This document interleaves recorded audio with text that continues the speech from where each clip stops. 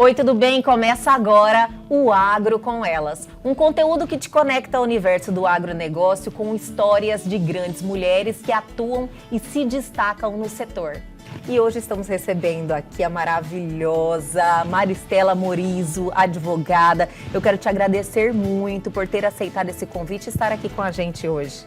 Muito obrigada a vocês pelo convite, estou muito honrada de estar aqui e para responder as perguntas.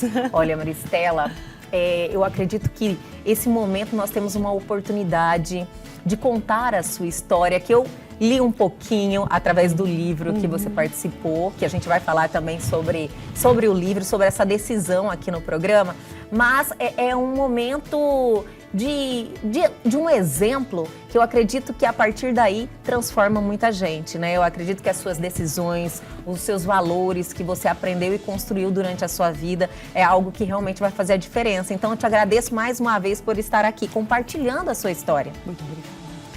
Maristela, como é que foi, eu iniciando ali a leitura do livro na sua parte, eu gostei do trecho já bem de início. Você falou, olha, a minha história com o agro foi antes da concepção.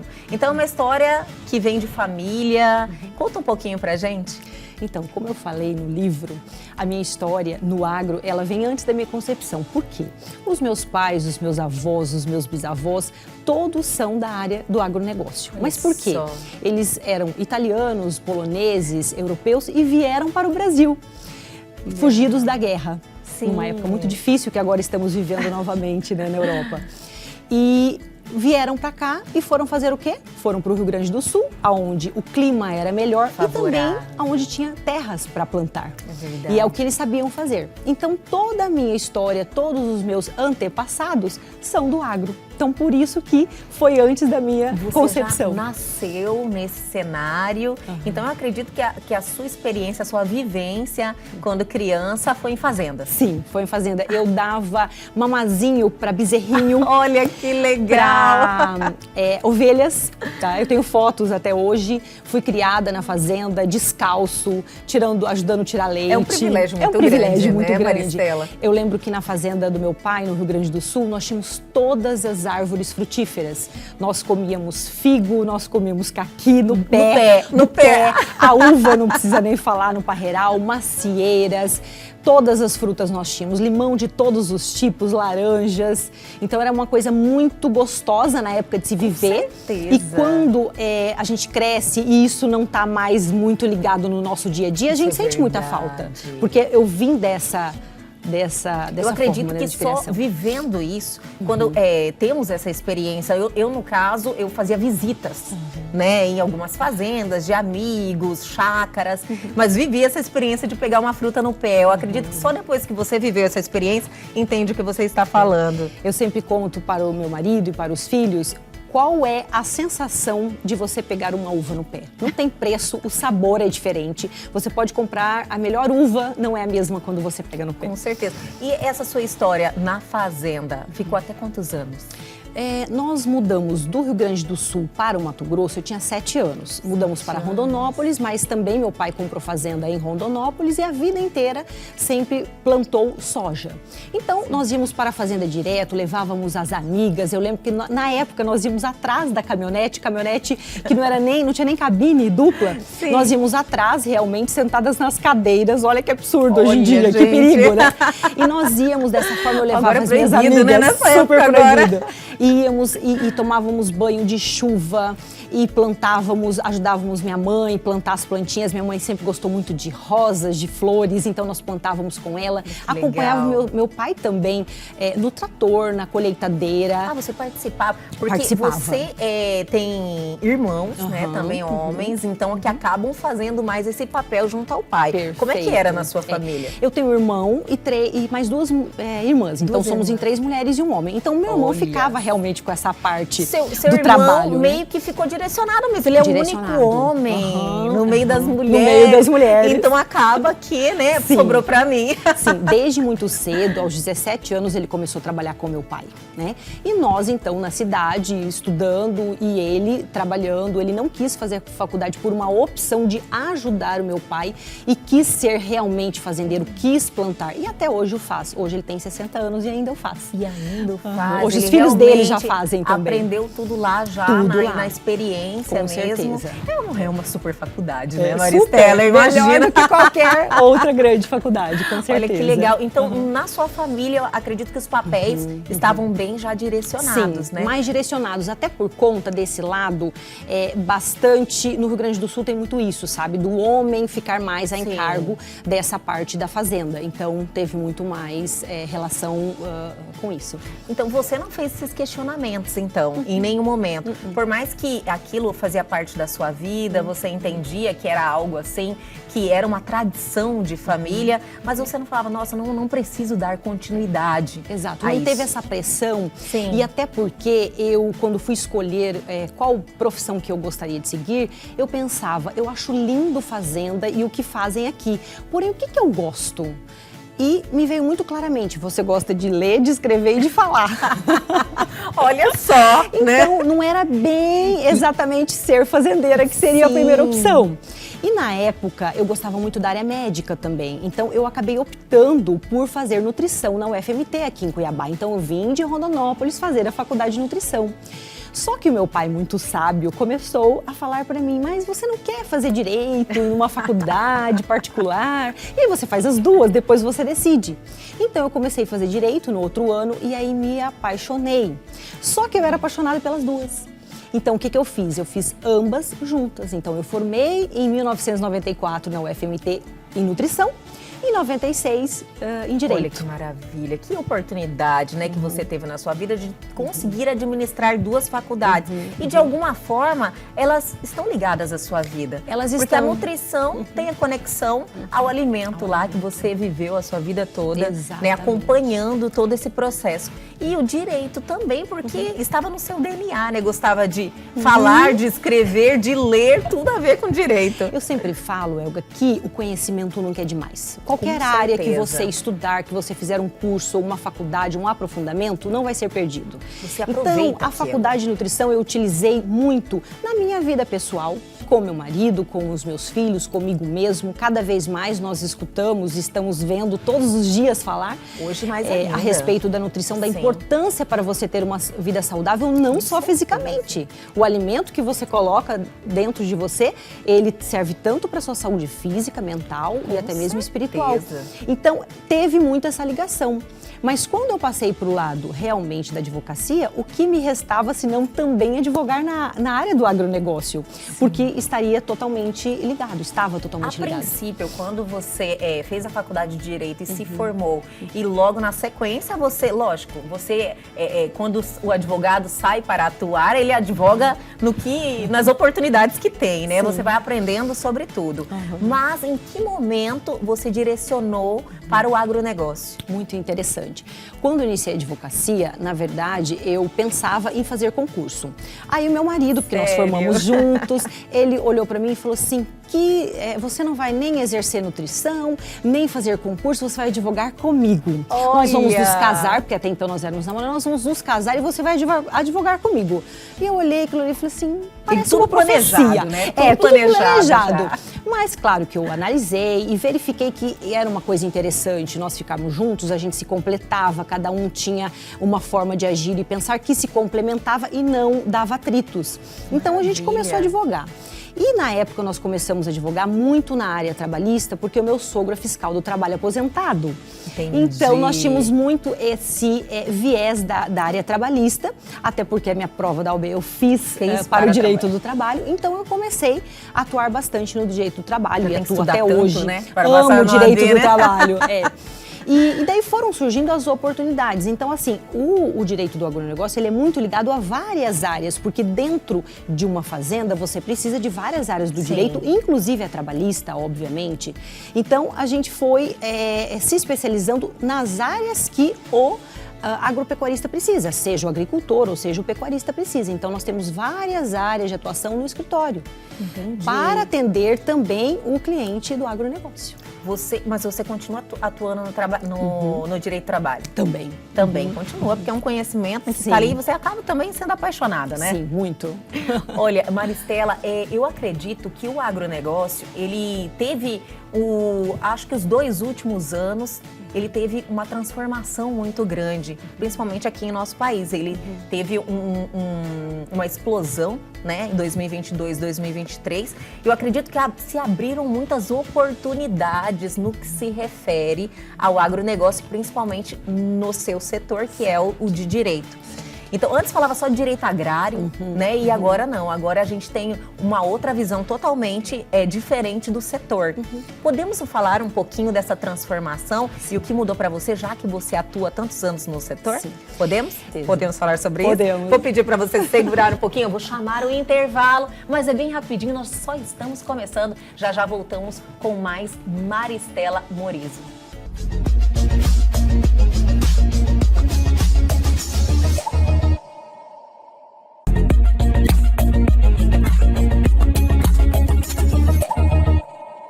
Estamos de volta com esse bate-papo fantástico com ela, Maristela Morizo. Quero te agradecer mais uma vez por estar aqui com a gente hoje, Maristela. Está, assim, uma delícia esse bate-papo, viu? Muito bom, tá ótimo. É muito bom mesmo. falar da nossa história, né? Muito eu acredito gostoso. que cada vez que você conta, você vai vivendo experiências, assim, e eu acredito que também você refletindo sobre isso, você fala, nossa, eu não tinha entendido o que estava acontecendo comigo naquele momento e as oportunidades que eu tinha. E quando você tem uma história legal, é gostoso reviver também, né, Maristela? Perfeito, muito bom mesmo. Finalizamos o bloco anterior eu te perguntando como é que está o direito do agronegócio, se teve alguma mudança propriamente dita ou se abriram novas oportunidades em decorrência desse segmento estar em alta, né, de ter essa explosão em 2022, 2023 em relação ao agronegócio, embora 2024 esteja em um momento de adversidade, estamos vivendo um momento desafiador,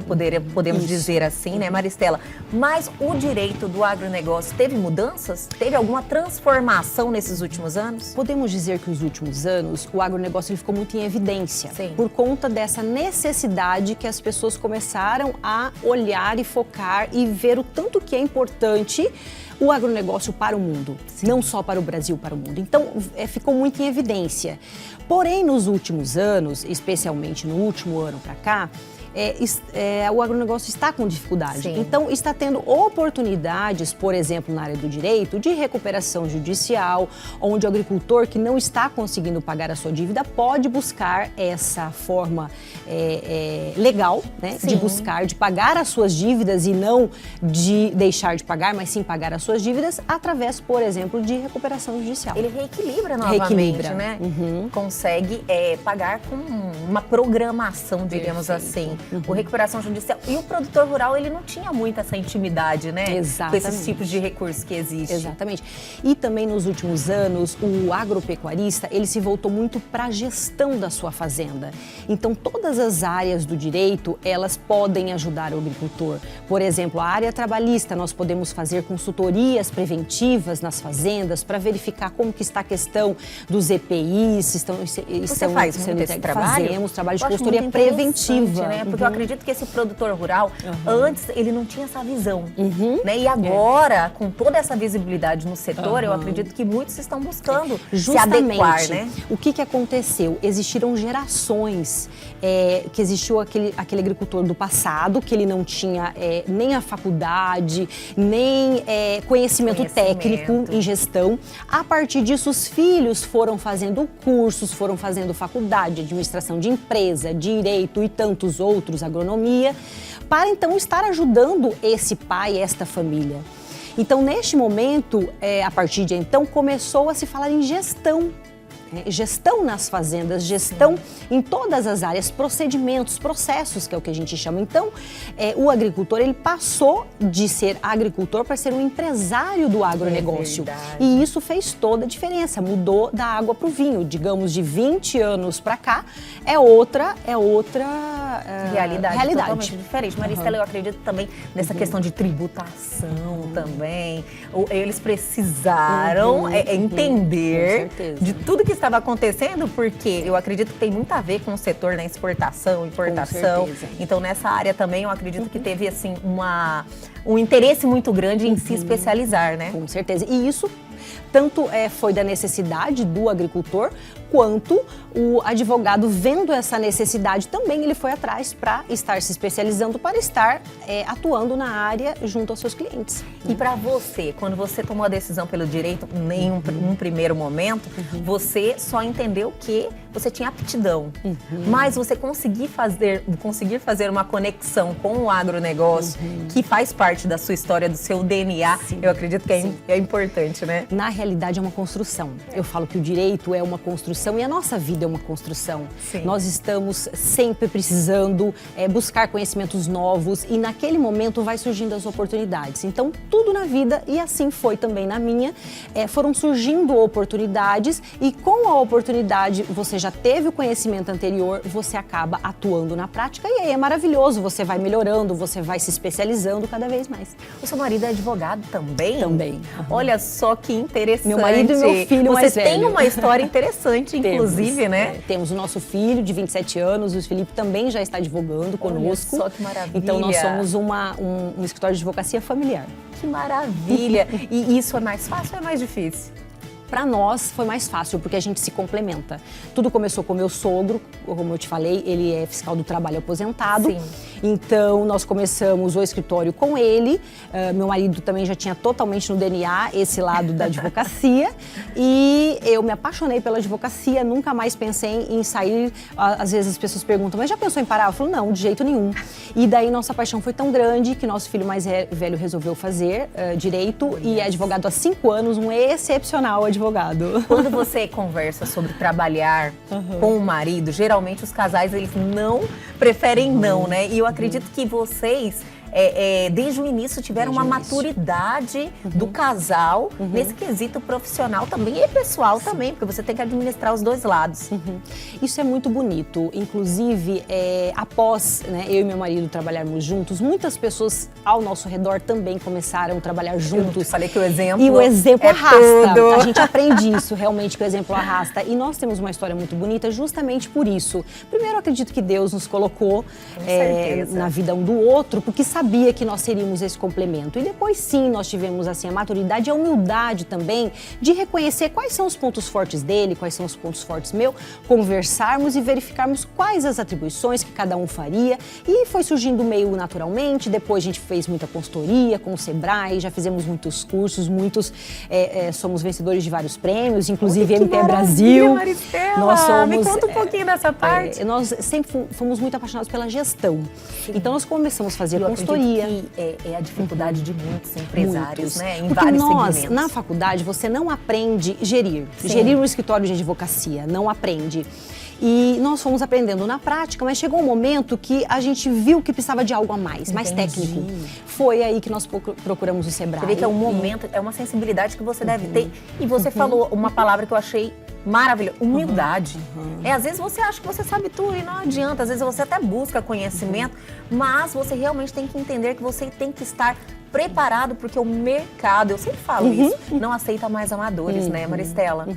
Eu sempre acreditei que quanto mais você estuda e mais você sabe, você vê que você menos sabe.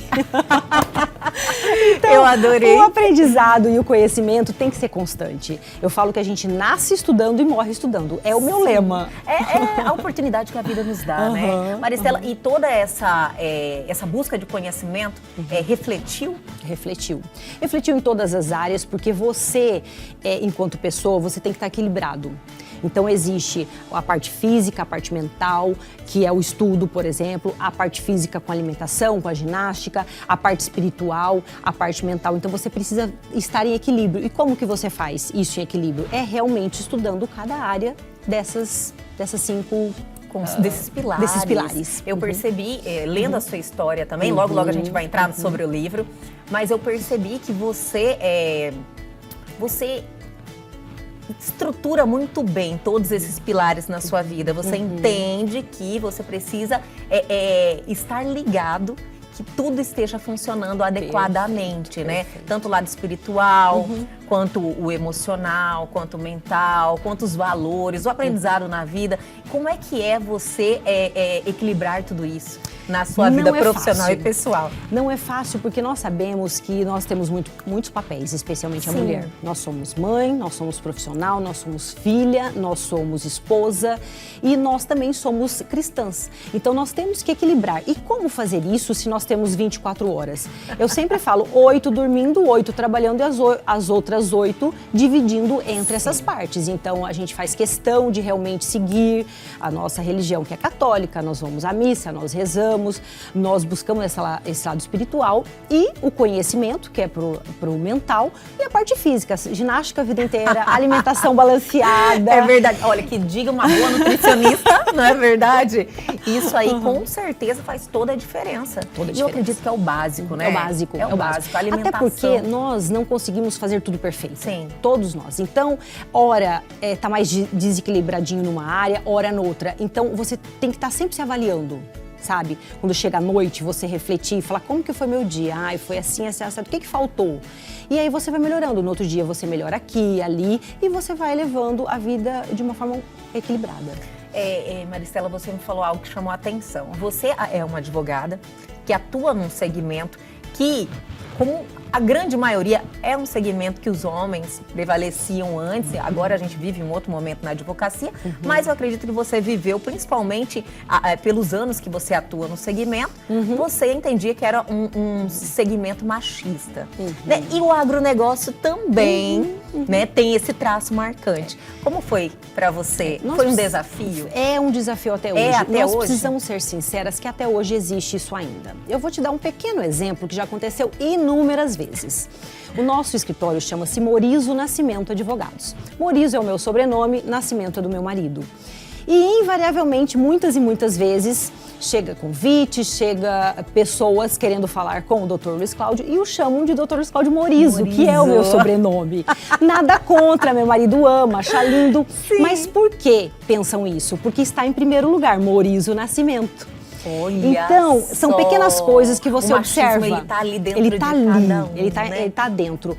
Só que eu nunca levei isso pro lado negativo. Então, assim, jamais demonstrei que isso pode ser. Nunca foi um problema. Nunca foi um problema. Eu entendi. E sabe o que acontece comigo? Quanto mais acontece uma coisa desafiadora, mais eu luto, eu acredito, eu cresço, entendeu? Então, assim, isso foi bom. Sempre foi bom. Sim. Toda vez que veio uma adversidade na minha vida, eu procuro ver o lado positivo. O copo, você pode enxergar ele meio vazio ou meio cheio. E eu sempre opto em enxergar ele meio cheio. Eu também, Maristela. Mas pra você ver, né, nos pequenos detalhes. Esse exemplo que você deu em relação ao nome é algo tão simples. Sim. Né? Mas as pessoas veem, não, o Morizo com certeza tem que ser o homem. Eu imagino em outros setores, por exemplo, para você fazer uma reunião de uma recuperação judicial com um produtor rural, ele prefere que o homem esteja junto ou você não teve essas dificuldades? Olha, hoje em dia já está bem diferente, porque quando um cliente chega no escritório, ele já é direcionado para o ou os advogados daquela área. Entendi. Então não tem muito isso. Então hoje eles respeitam. Então se ele for direcionado para uma mulher, não vai ter problema nenhum. Então, isso que eu contei pra você é uma coisa que de vez em quando você visualiza, mas não é algo grosseiro. Jamais vai ser assim, não, eu não quero ser atendida por uma mulher. Não tem isso. Entendi. Então, depois que, por exemplo, o agricultor pega confiança na mulher, eu acho que ele acha até melhor. Porque a mulher é mais sensível, ela tem essa sensibilidade. Ela tem a sensibilidade, ela é mais detalhista. Então, ela vai, de repente, fazer e falar coisas no processo para ele, dando informações, às vezes mais detalhadas e que ele gosta mais. Então, passado esse primeiro momento de achar que, de repente, tem que ser o homem, No momento que ele é atendido, bem atendido por uma advogada, muitas vezes ele gosta ainda mais. É a capacidade, né, que a gente tem, é igual, e isso que vale no final mesmo. Exato. Maristela, que bate-papo maravilhoso. Vou pedir para você segurar mais um pouquinho, tem muita coisa vindo aí. Tá Eu bom. vou chamar o intervalo, mas é bem rapidinho, a gente já volta.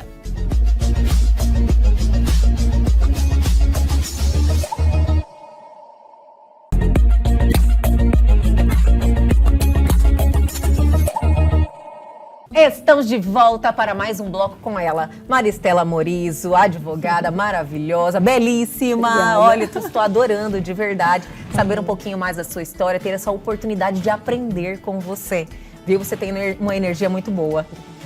Maristela, vamos falar sobre essa oportunidade de eternizar a sua história, contar a sua história. Eu acredito que é reviver, né? Reviver faz toda a diferença. Eu falei isso um pouquinho, um tempinho atrás, e eu quero saber como é que foi. Foi um desafio para você? Você falou assim, nossa, eu vou escrever um livro. Como é que foi receber esse convite? Então, foi muito gratificante. Fui convidada pela Vanice Marques. Sim. E no momento que eu recebi aquele convite, eu falei, nossa, o pessoal fala que pra gente estar pronto para morrer, a gente precisa escrever um livro, plantar uma árvore e tem aquela lista. E eu já tinha feito muitas coisas daquela lista e não tinha ainda escrito um livro. Você fala, Deus, eu quero ficar mais tempo aqui. Então surgiu esse pequeno pensamento, mas realmente só É uma brincando. brincadeira, Foi uma sim, honra sim. ter sido convidada e eu disse de pronto. De pronto? Sim. Disse sim. Sério, eu conversei com algumas que também foram coautoras do Elas e o Agro.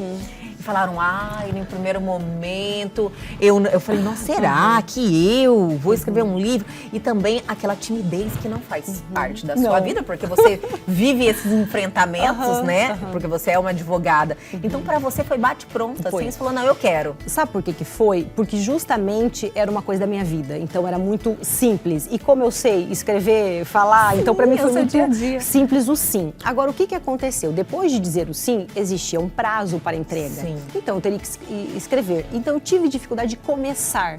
Por quê? Porque de tanta informação que eu gostaria de colocar, mas como era só um capítulo, não daria para colocar tudo, eu tive que resumir Olha, no princípio, meio e fim. entendi. De uma forma que, quando eu sentei, eu escrevi rapidamente, mas eu demorei para começar. Justamente porque eu queria escrever algo que eternizasse, algo que honrasse os meus pais, algo Sim. que honrasse a minha origem e que não ficasse maçante. Então, no momento que eu disse sim, foi tranquilo. E depois eu demorei para começar, mas também quando comecei, fluiu. Foi maravilhoso. Foi maravilhoso. Eu li, lógico, e eu gostei muito que você realmente, o seu objetivo foi cumprido. Que honrou os seus pais, contou muito bem, eu acredito que foi mais a parte da construção de quem é você.